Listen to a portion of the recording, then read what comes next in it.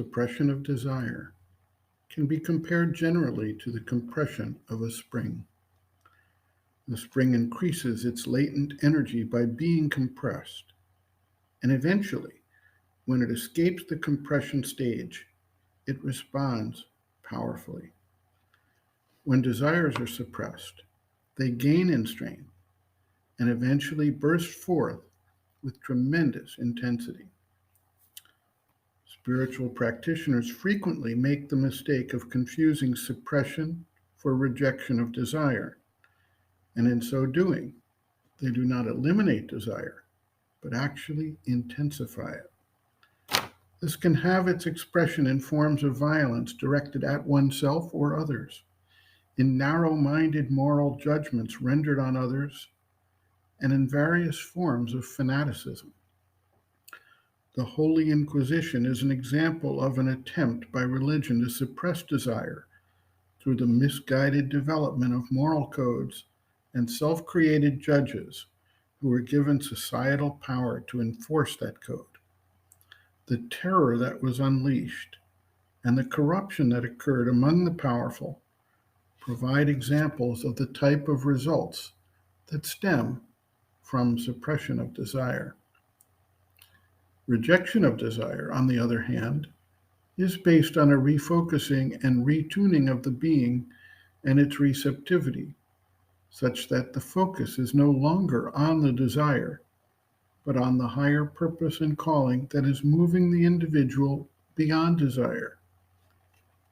Nietzsche famously held that the superior man was beyond good and evil. Dostoevsky, in Crime and Punishment, explored this idea in the form of an individual who held himself to be a superior man and thus could, with impunity, carry out a gruesome murder to gain the wealth he needed to survive and save his sister from an unfortunate marriage. The individual buckled under the pressure of the crime he had committed. Yet the real issue of the story is the illustration of the false premise underlying the impunity expressed by the so-called superior man. Beyond good and evil, beyond morality, actually can have a deep spiritual significance, not through lowering the standard of action, but through evolution to a higher standard, through transcendence of the entire framework of vital desire and the attachment to various ideas of success in the world tied to the fulfillment of desire. This occurs through the retuning process that shifts the standpoint from that of the ego and its gratification to that of the divine, with an alignment for the divine purpose of the existence in the individual's life and action. Sri Aurobindo writes, quote, "The rejection of desire is essentially the rejection of the element of craving, putting that out from the consciousness itself as a foreign element not belonging to the true self and the inner nature. But refusal to indulge the suggestions of desire is also a part of the rejection.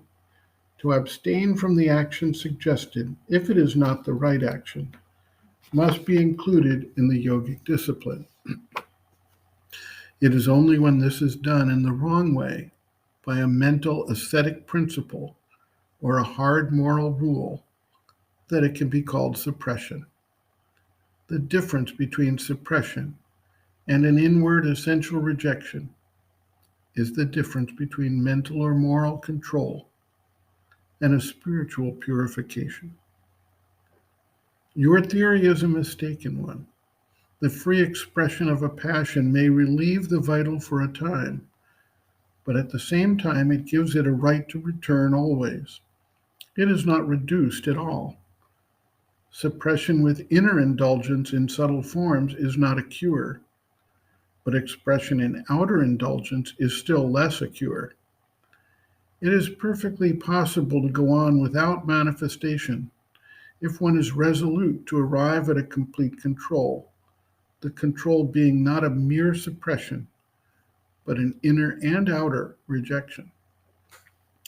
The difference between suppression, nigraha, and self-control, samyama, is that one says, I cannot help desiring, but I will not satisfy my desire, while the other says, I refuse the desire as well as the satisfaction of the desire.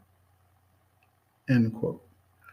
Reference, Sri Aurobindo, Integral Yoga, Sri Aurobindo's Teaching and Method of Practice, Chapter 10, Difficulties in Transforming the Nature, Desire, pages 291 to 296.